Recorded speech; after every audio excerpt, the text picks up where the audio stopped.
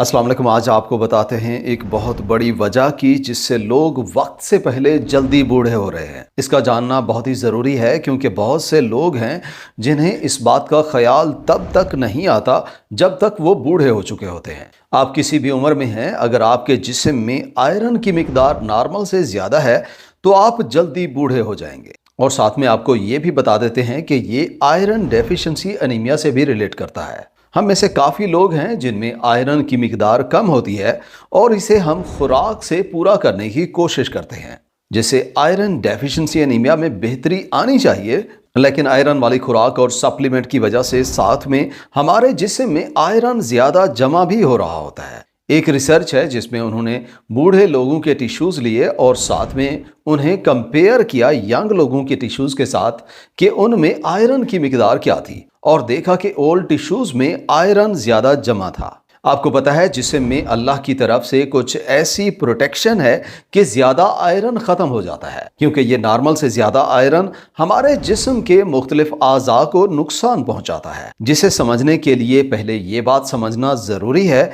देखें, अगर आप हाइड्रोजन परऑक्साइड लेते हैं जिसे आम तौर पे हम जख्मों को साफ करने के लिए इस्तेमाल करते हैं, जब खुले जख्म पे हाइड्रोजन परऑक्साइड इस्तेमाल करते हैं तो वहाँ एक झाग सी बन जाती है और जो जरासीम होते हैं वो मर जाते हैं। इसमें बहुत पावरफुल किस्म की एंटी माइक्रोबियल खूबियां होती हैं, और अगर यही हाइड्रोजन परऑक्साइड आप आयरन पे डालते हैं तो ये बहुत ही शदीद किस्म का रिएक्शन करता है, और यही वजह है कि ये खुलिये के अंदर बहुत ज़्यादा नुकसान पहुंचाता है। ये इवन खुलियों में मौजूद मेम्ब्रेन्स, डीएनए और माइटोकॉन्ड्रिया जिससे ताकत मिलती है उसे भी नुकसान पहुंचाता है, जिसके बाद जिस्म में मुख्तलिफ किस्म की बीमारियां पैदा होती हैं जिनका हमें पता भी नहीं होता। अब आप ये सोच रहे होंगे कि जिस्म में हाइड्रोजन परऑक्साइड कैसे दाखिल हो गया, जबकि हमने हाइड्रोजन परऑक्साइड पिया ही नहीं है, तो ये कैसे मसाइल पैदा कर सकता है। देखें, हमारा जिस्म कुदरती तौर पे हाइड्रोजन परऑक्साइड पैदा करता है और हमारा इम्यून सिस्टम उसी हाइड्रोजन परऑक्साइड को इस्तेमाल करता है जिससे वो जरासीमों को मारता है, और यही वजह है हाइड्रोजन परऑक्साइड उसी आयरन पे काम करता है, और आयरन के नॉर्मल से ज़्यादा होने से मसाइल ज़्यादा होते हैं। इसकी वजह से बड़ी उम्र के लोगों में भूलने की बीमारी अल्जाइमर हो सकती है, सर और हाथों का ना चाहते हुए कपकपाना जिसे पार्किंसन या रेशा कहते हैं वो बीमारी हो सकती है, दिल की बीमारियां हो सकती हैं, इवन डीएनए में खराबी की वजह से कैंसर जैसा मर्ज भी हो सकता है। ये सब मसाइल इसलिए हो रहे होते हैं क्योंकि आयरन की वजह से बहुत ज़्यादा ऑक्सीडेशन होती है, जिससे ऑक्सीडेटिव स्ट्रेस में इजाफा हो जाता है और फ्री रेडिकल से जिस्म के मुख्तलिफ खुलियों को नुकसान पहुंचता है, जिससे बाद में बीमारियां पैदा होती हैं। अब इसे रोकने के लिए क्या इस्तेमाल कर सकते हैं? देखें, सबसे पहली चीज़ कुदरती तौर पे एंटीऑक्सीडेंट्स हैं जो कि इसके बुरे असरात को कम करते हैं, जिन्हें आपको सप्लीमेंट या खुराक से हासिल करने पड़ते हैं। लेकिन हमारा जिस्म भी कुदरती तौर पे कुछ एंटीऑक्सीडेंट्स बनाता है जो कि बाहर से लिए गए एंटीऑक्सीडेंट से ज़्यादा ज़रूरी होते हैं। बहुत से लोग बड़ी उम्र में क्रॉनिक इन्फेक्शन का शिकार भी हो जाते हैं, उनमें सोजिश रहने लग जाती है, और मजीद ये कि हम जितना भी बचें बुढ़ापा हमें आके ही रहता है। इसका मतलब ये है कि कुदरती तौर पे हमारे जिस्म में आयरन नॉर्मल से ज़्यादा हो जाएगा। हमारे खून में मौजूद प्रोटीन 70% जिस्म के आयरन को स्टोर करती है, जो कि ऑक्सीजन को जिस्म में ट्रांसपोर्ट करने में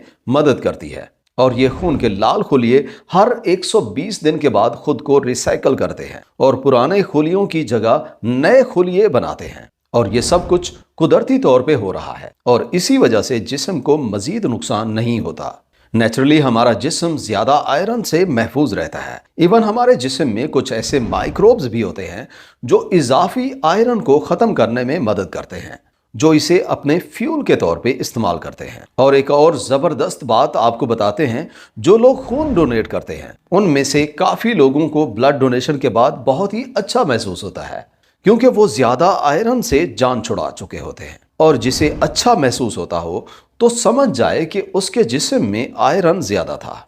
अब इसकी क्या वजूहात हो सकती हैं, उसे समझने के लिए एक मिनरल जिसे कापर कहते हैं उसके बारे में जानना बहुत ज़रूरी है। अगर आपके जिस्म में आयरन बहुत ज़्यादा है और कॉपर की मिकदार ना काफ़ी है तो मसाइल पैदा हो सकते हैं, और जिन लोगों को लगता है कि ये मसला है तो उन्हें पहले कॉपर के इस्तेमाल की बजाय आयरन को अपने जिस्म में कम करना चाहिए। कोशिश करें जो बड़ी उम्र के लोग हैं उन्हें आयरन सप्लीमेंट बिना टेस्ट कराए कभी भी इस्तेमाल नहीं करना चाहिए।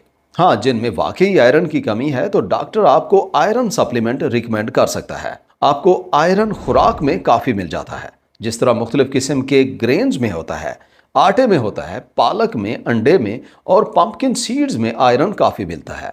इसके बाद अगर आप कॉपर को खुराक से ज़्यादा करना चाहते हैं तो सी फूड्स में काफ़ी ज़्यादा होता है, आर्गन मीट्स में होता है जिस तरह कलेजी वगैरह है, सूरजमुखी के बीज में भी काफ़ी होता है। अब दूसरा तरीका कौन सा है जिससे आप इस इजाफी आयरन के बुरे असरात को कम कर सकते हैं? वो ये है कि आप एंटीऑक्सीडेंट्स ज़्यादा इस्तेमाल करें, जिससे उस आयरन का ऑक्सीडेटिव स्ट्रेस जिस्म में कम हो जाता है। इसलिए ज़रूरी है कि हम जिस्म में एंटीऑक्सीडेंट्स का लेवल ज़्यादा रखें, और एंटीऑक्सीडेंट ज़्यादा करने के लिए हमें ग्लूटामीन की ज़रूरत पड़नी होती है, जो कि एक अमीनो एसिड है और आम तौर पे बाकी फूड्स के अलावा ये लाल बिना चर्बी वाले ताज़ा गोश्त में काफ़ी ज़्यादा होता है, जो कि जिस्म में एंटीऑक्सीडेंट्स के लेवल को काफ़ी ज़्यादा बढ़ा देता है और इसी वजह से ऑक्सीडेटिव स्ट्रेस को भी कम कर देता है। और ये बात जानना भी बहुत ज़रूरी है कि कुछ चीज़ें ऐसी हैं जो इस एंटीऑक्सीडेंट लेवल को कम कर देती हैं, जैसे अल्कोहल का इस्तेमाल एंटीऑक्सीडेंट्स को कम करता है,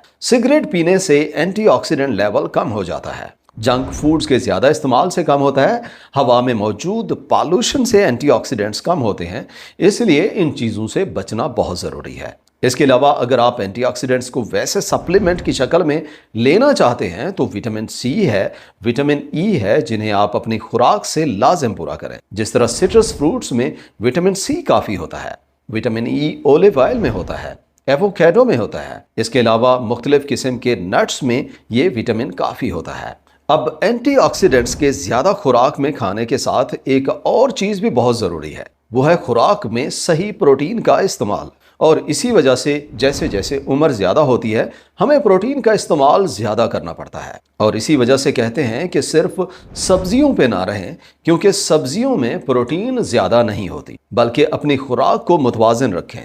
खुराक में प्रोटीन्स की मिकदार काफ़ी होनी चाहिए। अंडे, मछली, गोश्त वगैरह का लाजिम इस्तेमाल करें।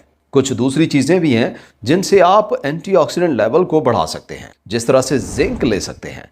मैंगनीज से भी एंटीऑक्सीडेंट लेवल बढ़ जाता है। ये दोनों ट्रेस मिनरल्स हैं जो सी फूड्स में ज़्यादा पाए जाते हैं। साथ में मैग्नीशियम ले लें, जो कि आपको मुख्तलिफ किस्म के सीड्स में काफ़ी मिलता है। सेलेनियम वाली खुराक खाएं, उससे भी एंटीऑक्सीडेंट लेवल में इजाफा हो जाता है। इजाफी आयरन को हमारे जिस्म के मुख्तलिफ टिश्यूज़ में से निकालने के लिए या कम करने के लिए खुराक में आयरन कम करने और एंटीऑक्सीडेंट बढ़ाने के अलावा और क्या कर सकते हैं? इसके लिए एक और कंपाउंड होता है जिसे क्वेरेस्टिन कहते हैं। और आपको पता है दुनिया में सबसे आसानी से मिलने वाला ऐसा एक खाना है जिसमें क्वेरेस्टिन की मिकदार काफ़ी ज़्यादा होती है, वो चीज़ प्याज है। प्याज में आपको काफ़ी ज़्यादा क्वेरेस्टिन मिलता है। इसके अलावा ये हल्दी में भी होता है। इसके अलावा साथ में बहुत ही ज़बरदस्त हो जाएगा अगर आप अपना मेलाटोनिन लेवल ज़्यादा करते हैं। इससे आपको काफ़ी ज़्यादा फ़ायदे मिलने हैं, जिसका सबसे अच्छा सोर्स इंफ्रारेड लाइट है। उसके पड़ने से जिस्म में मेलाटोनिन ज़्यादा हो जाता है और इसे सनलाइट से आप बढ़ा सकते हैं और इससे इजाफी आयरन को रेगुलेट करने में काफ़ी मदद मिलनी है। या फिर ऐसी चीज़ें जिनमें टैनिन्स होते हैं, जैसे चाय या ब्लैक टी में ये होते हैं, उनसे मेलाटोनिन काफ़ी ज़्यादा हो जाता है। इसके अलावा एक और ज़बरदस्त ताकतवर कंपाउंड है जो इजाफी आयरन को ख़त्म करता है, वो लैक्टोफेरिन है, जो आमतौर पे लैक्टोज वाली डाइट में काफ़ी होता है। जिस तरह से दूध हो गया, चीज़ में काफ़ी होता है, जो कि खुलियों में आयरन की मिकदार को कम करने में काफ़ी हेल्प करता है। इसके अलावा लैक्टोफेरिन आपको सप्लीमेंट की शक्ल में भी मिलता है, वो चाहें तो आप इस्तेमाल कर सकते हैं। आज के बाद कोशिश करें जब आप अपना ब्लड टेस्ट करवाएं तो उसमें फेरेटिन लाजिम चेक करवाएं, जिसे आपने कम से कम रखना है, क्योंकि इससे एजिंग प्रोसेस ज़्यादा होता है। वीडियो यहाँ तक देखने का और चैनल पे आने का बहुत शुक्रिया। अगर वीडियो पसंद आई हो तो वीडियो को लाइक और अपने फ्रेंड्स के साथ शेयर ज़रूर करें। और मज़ीद इस तरह की वीडियोस देखने के लिए चैनल को सब्सक्राइब नहीं किया तो सब्सक्राइब करें। इंशाल्लाह मिलते हैं अगली वीडियो में, तब तक के लिए अल्लाह हाफ़िज़।